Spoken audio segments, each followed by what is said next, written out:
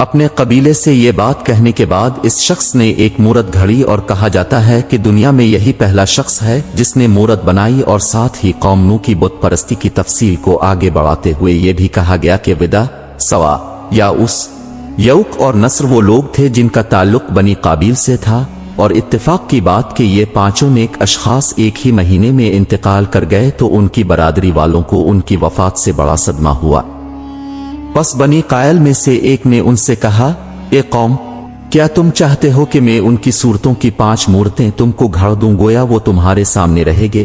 ان کی مورتیں بنانے کے بعد ہاں مجھے یہ قدرت یقیناً نہیں کہ ان کی روحیں ان میں ڈالوں۔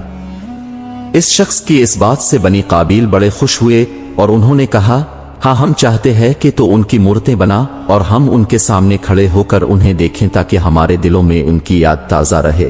پس اس شخص نے ان کے لیے ان 5 بزرگوں کے 5 بت بنا دیے جو ان کی صورت کے موافق تھے اور وہاں نصب کر دیے۔ پس جو ان کے عزیز و اقارب اور رشتہ دار تھے اپنے بھائی، چچا، چچیرے بھائی کی مورت کے پاس آتے اور اس کی تعظیم کرتے اور اس کے ارد گرد پھرا کرتے۔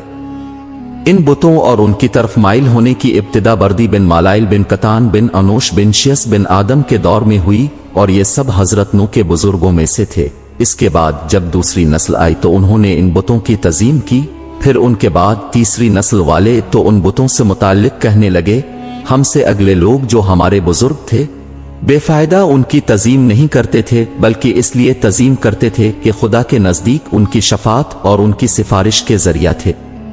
پس یہ لوگ ان بتوں کو پوجنے لگے اور ان کی شان بزرگ قرار دی اور کفر شدید ہوا۔ پس جب ان 5 بزرگوں کے بت بنا دیے گئے اور حضرت آدم کے بیٹے قابیل کی نسل کے لوگ ان کی پرستش اور پوجا پاٹ کرنے لگے، تب انہیں راہ ہدایت کی طرف بلانے کے لیے اور انہیں خدا کی وحدانیت اور صراط مستقیم کی طرف بلانے کے لیے خدا نے ان کی طرف اپنے پیغمبر حضرت ادریس علیہ السلام کو مابعوث کر کے بھیجا۔ چنانچہ حضرت ادریس علیہ السلام نے ان کو توحید کی طرف بلایا تو انہوں نے حضرت ادریس علیہ السلام کو جھٹلایا۔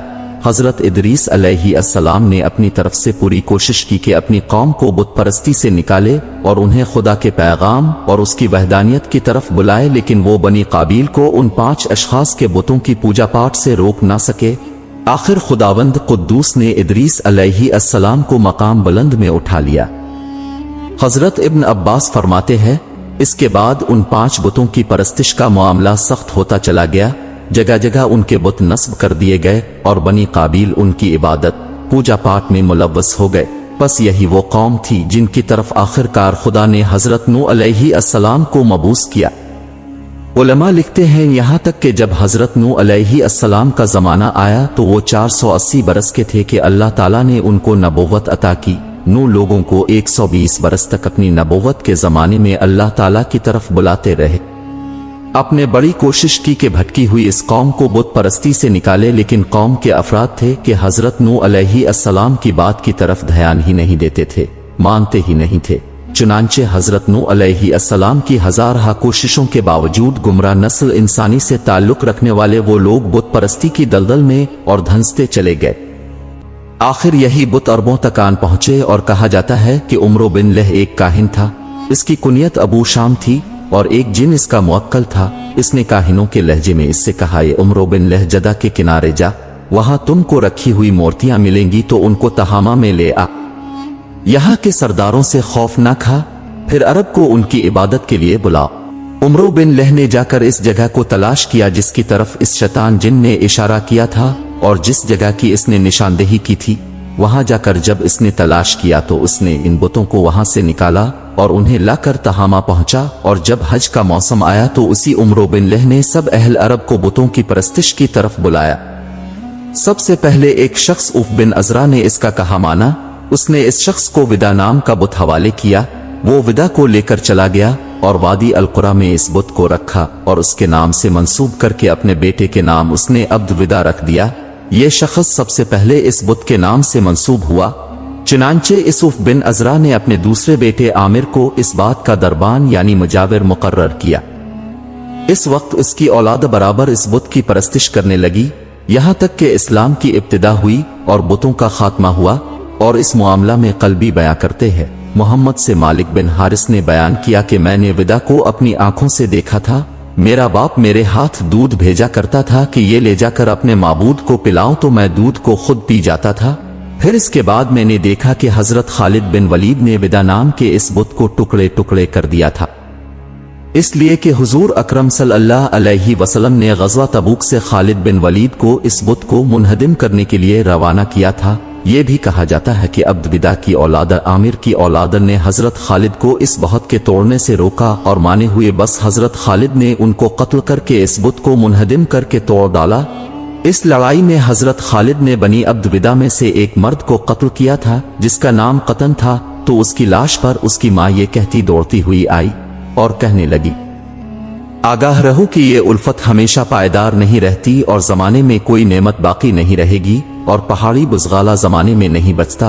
और उसकी माँ चोटी पर बेताब है और उसने कहा, ए मेरे दिल ओ जिगर को जमा करने वाले, ए काश तेरी माँ पैदा ही ना होती, तुझको ना पैदा करती।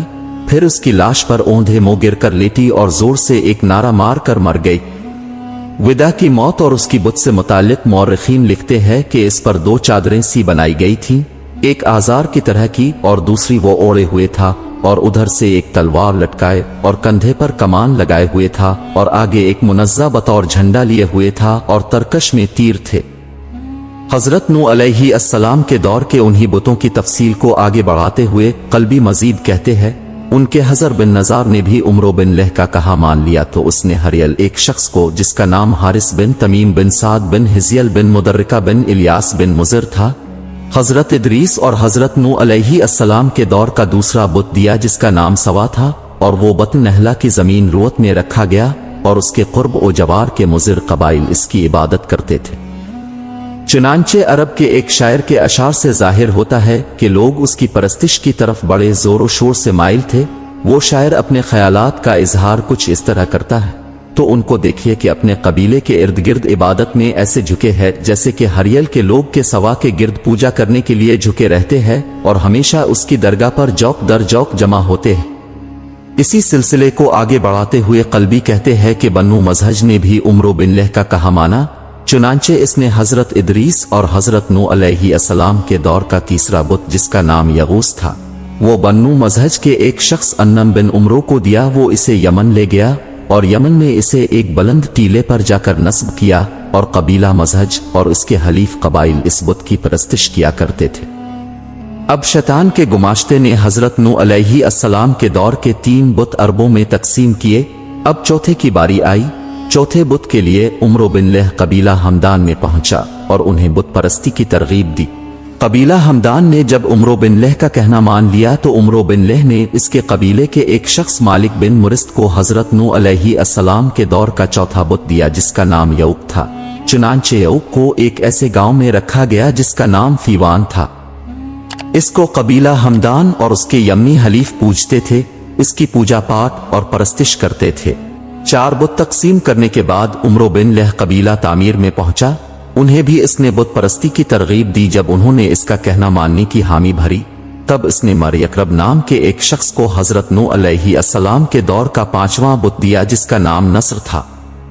ये बुत कौम सबा के मौजा बल्खा में रखा गया जिसको कबीला हमीर और उसके हलीफ दोस्त पूजते थे और बराबर इस बुत की परस्तिश करते रहे। यहाँ तक ज़ोफ़वा में जो यमन का हुक्मरान और बादशाह था इसने इन लोगों को यहूदी बना लिया और इन बुतों की बराबर परस्तिश होती रही।